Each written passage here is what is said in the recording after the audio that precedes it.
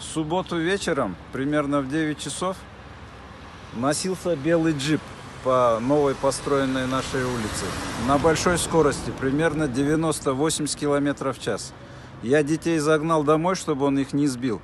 Он здесь 2 раза пронесся, а на 3-м круге он сбил эту машину, разломал ему весь зад и свою машину тоже с одной фарой. Он убежал вниз.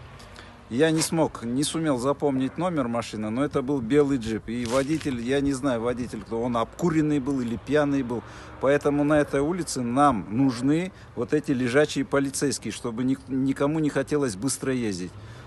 Все стараются, вот кто построили новую дорогу, все машины стараются на большой скорости проехать, а нам это не очень нужно. Дети ходят тут, собьют их.